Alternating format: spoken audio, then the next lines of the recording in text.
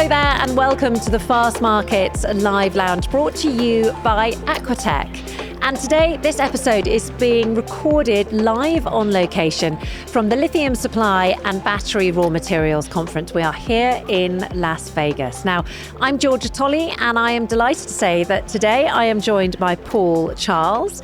He is founder, executive, and he's also a thought leader in the battery and clean energy ecosystem. Now, Paul has built and scaled dozens of companies around the world, from Switzerland and Silicon Valley all the way through to Arizona, and is perhaps best known as the founder and former CEO of American Battery Factory. Now, his experience spans everything from, gigafactories and global supply chains through to patented technologies and strategic government negotiations. But beyond those business credentials, Paul also describes himself as a dedicated family man, an adventurer, and a lifelong learner. So a multifaceted leader with many a story to tell. And he's also wearing amazing socks, which we're going to talk about a bit later on as well. Paul, welcome, and thank you so much for joining us.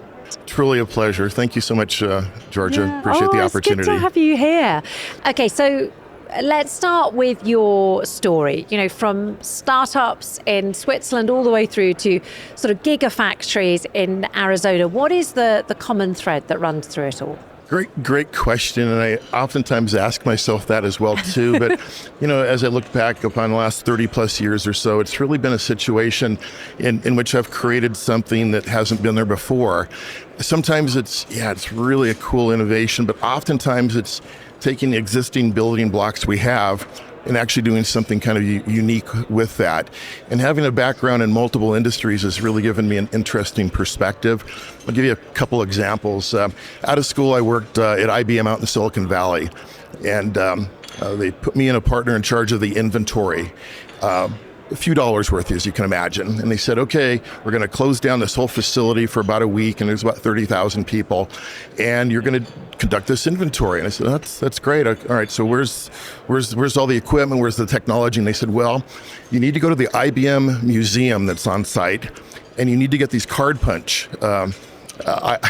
Literally these cards, and then that's how you do your inventory. And I said, no, just this can't be.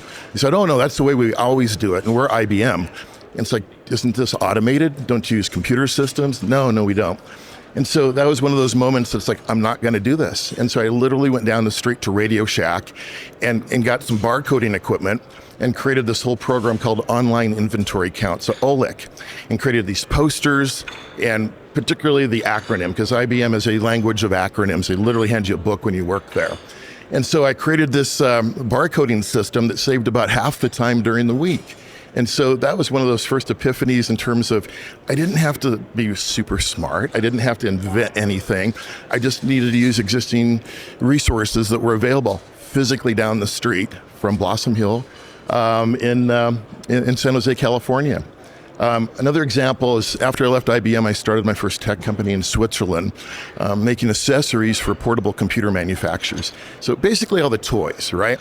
Because you actually make money on the battery chargers and the keypads and the docking stations or so on this.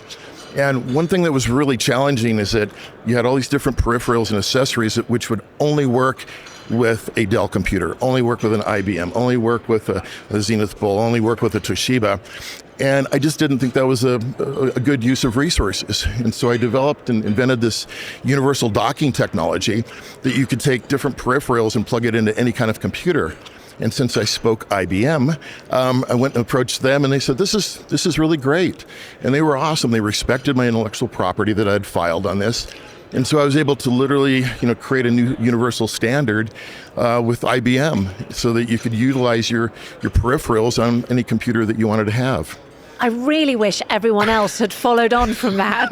That would have been great. The amount of Apple chargers I still have floating around. It's literally in that industry, it took decades in order to get standardization supports. And we're down to that USB-C, but it originally started with this long acronym, a PCMCIA slot, which rolls off the tongue very well, right? And it's wonderful with what we have right now. And the third thing I'll kind of describe is my journey in the last 4.5, 5 years or so, where I started an American battery factory. I was asked to put up a gigafactory to build battery cells in the US for energy storage specifically, and some commercial EV applications as well. But nobody had ever tried to do that. And so I looked at what China had done, and it was just amazing. They had 25, 30 years to really create this global ecosystem associated with it. But I came up with this thought and idea of, you know what, let's create some standards on this, and let's be able to do things that are repeatable. Because when I had my portable computing business, I typically had 90 days to design, develop, and kick a product out the door. So I got really, really good at templating and creating standards for that, because I didn't have time physically to create a new product. And so this idea with a gigafactory was to create a modularized, rapid construction gigafactory that everything could go in shipping containers, including the structure itself. And it just so happens that where I live now in Utah, there's a company that had been utilizing these incredible tension membrane structures for years. They have 12,000 of them all over the world, 100 countries. And Tesla had used one a few years ago, and they stood up a 130,000 square foot facility in their parking lot in Fremont, California in 19 days, and built the cars and saved the company.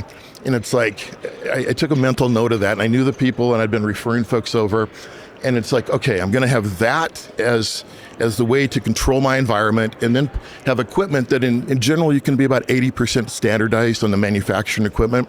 The last 20% or so, yes, you probably should customize that, but put all that together and created this modularized rapid construction approach. And that was really kind of the genesis of starting American Battery Factory, ABF, but doing something different with existing technologies. I mean, that is completely fascinating, because I can really see the sort of common thread running through those three examples. Now, we've done our research, and in some of your previous interviews, you've said that energy independence isn't just a technical goal, it is a mindset. I'd love to get you to define that for me. Yeah, that's one of those things that really kind of comes down to control. And as I was going through this experience of setting up American Battery Factory, the State Department in the U.S. reached out to me and asked me to help perhaps give a bigger vision and some practical tools of how to create energy independence. And so they actually had me speak to about 18 different countries about this whole concept here. And the idea truly is a mindset on this, is that we don't have to be reliant upon very unstable supply chains or countries or locations or situations that we don't particularly feel comfortable with. And what I guess I wasn't that surprised, but every country I spoke to had the same desire as what the U.S. has, is to have independence, to have control over your supply chain with this. And so, at the end of the day, I believe that if we don't just accept the status quo, that we actually reach out and look for ways that we can localize, and we're talking obviously about the battery supply chain here, but to be able to find either in country or at least regionally the materials and the know-how in order to really create a localized supply chain. One other aspect of this that I think is really important on this, I just recently returned from China. I gave a keynote speech over there as well to the battery industry, explaining how they should come to the U.S. and how it's different to set this up. And I don't think we need to do this alone. I think we truly can do this in a cooperative way. Chinese have incredible technologies with this, but they've had 30 years to really perfect this. And so my philosophy on this is, let's use the best technologies, but then enhance with local capabilities and local intellectual property on this as well too. Do you think there is an inclination for China to make in America? Absolutely. After I gave this keynote speech, I literally physically went across the street to they call it the Chinese International Battery Fair. And fair is really not the right term, I think, because there were 400,000 attendees. No, wait a minute, 400,000 attendees? Yes, 400,000 attendees. Wow, they do things big in China. Yes, if you can imagine. I can't even imagine what that looks like. It's, think of a 2-mile walkway, and then you have venues on the left and right, and you have 10 on each side. So there's 20 venues, and 12 of those were filled. Okay. That's staggering. It's just last year I was at the same event in Chongqing, which is about 1,000 miles inland. But this year it was right across from Hong Kong and Shenzhen, so it was a lot easier to access that. But it's amazing. They have 1 million people in the battery ecosystem working in China, and over 32,000 supply chain partners on that. But the next week was even more amazing. I went out to about a dozen different factories and R&D centers throughout the two provinces that I was at. And oftentimes I was told that no foreigners had ever been allowed into these areas. And to be able to see the level of innovation was really amazing, to say the least. They are many years ahead of us. There's no doubt about that. But they also have this cooperative, perspective. Is they want to be able to go overseas. They want to be able to help the ecosystem on a global basis, with this. And oftentimes, a lot of the owners I spoke with, they were globalists. Their kids were going to school here, Ivy League or London School of Economics. I mean, they really understood, the perspective. Some were private equity backed, and they were really about how do we do this better with limited resources. I mean, that's fascinating. That's going to be music to the ears of many of the lithium producers here at this conference here in the United States. Right. And of course, it's music to the ears of the current administration as well, I imagine. Okay, so your leadership at American Battery Factory led to a $1.2 billion project and $240 million in state incentives. I mean, that's a journey and a half. What did you learn from that experience? We don't have time today to talk about all those, but yeah. I guess if you really boil it down, it was have a bold vision and have confidence in what you believe should be the path to get there. But have the ability to pivot quickly as well too. Jeff Bezos is famous for being able to make alterations in the way that he accomplishes his end goal, with that. But with ABF, I personally did the site selection across the U.S. It was a wonderful experience to be able to develop relationships with the local utilities and these governor offices on this. But ultimately, Arizona was really phenomenal, on this. They understood the vision. It was at the state level, the county level, at the city level, plus the local power company literally pulled a transformer out of reserve and allowed us to have access to that. And from being able to locate a site, the most difficult thing was really to find the power, because these gigafactories take a tremendous amount of power and you're competing against the data centers. But the second most difficult thing was really the workforce. And Arizona was really phenomenal to be able to develop apprenticeship programs and to be able to have the opportunity to work with not just tech schools but the universities, to really have a collaborative environment with this. And so I really I'm very thankful for the experiences, that I had through that, and also to put together this global coalition of really blue chip companies that were experts in each area on this, whether it was equipment or whether it's the finance or whether it was the automation aspect. We all came together in order to do that. So something I'll always be very thankful and appreciative of. You're clearly incredibly good at building partnerships with everyone. Would you say that is a key skill set if you were going to advise, a brand new CEO or someone who's just entering this industry, for example? What do you think is the key skill set for a leader? I think the most important thing is trust. The way I try to do that is just transparency. When I have a problem or a challenge, I lay it on the table and say, here it is. How do we collectively figure out the best route on this? What do our different experiences, what do those bring to the table to allow us to accomplish something that may be a much different approach than had been in the past there? But trust, transparency, and have confidence in what you're doing with this, and constantly be teachable on this. You better learn something every single day. And that's one thing. My father was a mechanical engineer and inventor. He worked for a Danish company through 3 generations of ownership. And so I grew up going to factories. I thought every kid had done that. And so by the time I was literally in elementary school, I think I'd been to 40 states. And then when I got to be a teenager, I started going overseas with him as well too. But he was it was always about you better learn something. Every day you better learn something. But the dinner conversation was, how would you make this fork different? Okay. So it was a much different background or so, but he worked until he was 96 years old. And then he retired so he could travel more, which was the joke. And so truly an inspiration. Well, you mentioned family there. You have quite a big family yourself, eight children. Is that right? Yes. And let me explain that. When I first got married, I married an accountant, and we agreed upon 4 children, but the joke is if she gave me double my projected return. Okay. And so... Any twins? No. Oh, well, good on you guys. I'm impressed. We have 2 at university still. The rest are out in the world, but ultimately, they're this incredible advisory board that I have now, from sons that are in AI with large multinationals, helping them to kind of chart the direction, to my daughter that spent time researching autism and neuroscience and things of that nature, to history. And it's just this whole incredible spectrum of experiences. So they keep me extremely relevant. We have a WhatsApp as well as text that goes 24/7. Most of them have lived around the world for 2 years out of the country and learned a language and a culture and an appreciation for those people as well. Okay, so how on earth, when you were building incredible businesses, did you manage to balance family with corporate life? Because of course, that's the juggle that everyone's trying to do.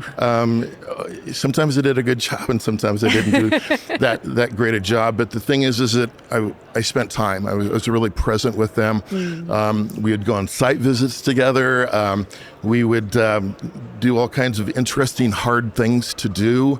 But ultimately, it was about the why. Why am I doing this? I want to provide for my family. I want to be able to leave a true legacy of value on this. But ultimately, it was really about service on this. And it's to have a work ethic is super important on that. But a few years ago, we took a couple of our kids down the Green River, and this is located in Utah. And it's called Desolation Valley. There's really no roads for about 80 miles. So once you put in and with your raft, the only way you're coming out is 80 miles later. And this was it only goes one way. Exactly. It actually eventually flows into the Colorado River. But Wesley Powell, Lake Powell is named after, he took this route in wooden boats, which I can't even imagine nowadays. But we floated this kind of early in the season, and it was a very, very high water throughput, extremely high. It was class 3, class 4 plus, on this. And it was a leave no trace environment. So even when you built a fire, you took the ashes with you on this. But to be able to be in environments when you've got 6 and 8 foot rapids, massive cliffs with rocks the size of houses, and to be able to really kind of pull together was really an amazing experience. And how are we gonna go through this next rapid? Sometimes you couldn't see it, but you would hear it. And just the anticipation was just pretty And your whole amazing. Family did this? No, we just took a couple of the kids with us on this, but it was incredible to be able to sleep at night and look up, and there's no light pollution, so you have this incredible display of meteors, shooting across the sky. So I love the outdoors as well too. Yeah, I mean, that sounds like a proper adventure. I don't think you'd get me on a trip like that, I'm afraid. I mean, it sounds amazing, but I think I'd be too nervous. But ultimately, the family, I'm incredibly grateful for my wife, who's been the smart one in the family and has been able to be half a step back and really provide direction and guidance in terms of, you really think you want to do that? Do you really want to work with this person or this and that? But that she's incredibly intelligent and incredibly patient. I was there, for the birth of all 8 of our children, but sometimes I had to leave literally the next day or two on that. And so now as we've gone into this next generation of having grandkids or so, it's nice to be able to go in and spend some time and then, then now we can leave. Yeah. It is also nice to be able to leave them behind, especially when they're at the food throwing stage. Yes. Okay, so I want to get your advice for anyone who is sort of setting out to be an entrepreneur. What do you think it takes to be an entrepreneur today? Do you think it's changed? Well, first of all, I get asked this question a lot. Maybe not as direct as what you've just asked that, but people will talk to me, and I'm going to do this, I'm going to do that. Yeah. And my first question is, do you have to do this? Are you driven You truly Oh, have with like a yes, passion. Exactly. Yeah. If you're not thinking about this 24/7, unless you have to do this, don't. Okay, stay with your company, be a great contributor, innovate. There's entrepreneurship capabilities instead of entrepreneurial capabilities. But unless you have to do this, don't. This life can be incredible. The highs and the lows can be really bad as well too. So my first comment back is, okay, if you've passed that first level there, then really put all of that into it. And as I described earlier, is be open and transparent and be collaborative. You don't have to go through this together. And you also should be able to develop a network of mentors as well too. That's the one thing that oftentimes I think I can do this all by myself. You don't have to do this, okay? There's people that have been down this route before, or something that's close that really can contribute for your benefit. Okay, really excellent advice. My final question is the one that I ask everybody who comes across my path on this the Fastmarkets Live Lounge. Yeah. And it is, what do you think your biggest takeaway from this conference will be? Another good question here. I'm going to back up just a little bit here. One thing that was really foundational in who I am is I was a young missionary in Finland. And so Finnish... Gosh, she's had a life. Okay. Supposedly Finnish is the second most difficult language to learn. Yeah. And so some of the characters the words can be 60 characters long. And if you don't pronounce exactly everything correctly, they just don't understand you. And so one of the things that I learned about Finland is that they're incredibly resilient people. They're quiet. And they've got a few interesting things. First of all, I learned what Fahrenheit and Celsius have in common, and it's -40. So that's when both of those meet, okay? And it is cold. Cold. It's very, very cold, especially for a California boy. The second thing is called a sauna or a sauna. Yes. Okay? But in Finland, they do that daily? It's usually Wednesday and Saturday nights, okay? And everybody goes to sauna. And they will have electrical ones. They have ones that are wood-fired. But in the summertime, when the sun never goes down, everyone goes out to their cottage, which is called a murki. And it's just this incredible experience. The third thing, which is relevant to your question here, is this concept called sisu. Have you ever heard of the term sisu? There's no direct definition in English for this, but basically what it means is the ability not to give up. Not to give up, in order to just stay the course, to put everything you need and have to put into this. And really it kind of came out of the Winter War in 1939 and 1940 when the Soviets invaded Finland. And it was a very difficult time for them, to say the least. I mean, I spoke with people that literally survived on tree bark. Just a very challenging time for them, to say the least. And so sisu is what got them through that. Can I ask why you clearly had a very emotional response to that? Why what was the emotional connection to that story? Yeah. At the end of the day, we should not give up.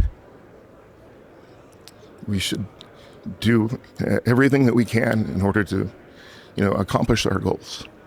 And so, so long as they're, to benefit to others in the line of service and that. But the takeaway from this conference is that I sense sisu here. I really do.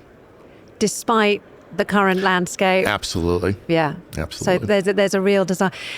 I'm still keen in a classic journalistic way to probe your emotional response to sisu, this need to never give up. Does that speak to a sort of real sense of purpose that you have in this industry, in this field, or in your own personal life? Yes and yes on that. I've had friends over the years that they gave up, that just are no longer with us. I understand. And so it's be passionate and treat people the way you want to be treated. So it's been an absolute pleasure. What an amazing interview. Thank you very, very much for sharing your story with me, for sharing so much with me. I really appreciate that. So thank you very much indeed. Thank you. Thank you. My goodness. Obviously, everyone listening to this episode has found it absolutely fascinating. I'm sure in the same way as I have. Thank you to everyone who's listening with us now on their headsets. Thank you to everyone who's either watched or listened to this later. We have lots of episodes from this Fastmarkets live lounge. So please do make sure you follow us on whatever podcast platform you use, whether that is Spotify or Amazon. Those, of course, are two of the platforms. You can go to Apple Podcasts as well. We also have a Fastmarkets channel on YouTube. All of those, of course, brought to you thanks to our sponsors, Aquatech. Please do also find us on social media. That's where we share our highlights, and that is where you have the opportunity to obviously like, follow, and leave comments. But most of all, thank you very, very much to my speaker. Thank you very, very much to you for listening and watching.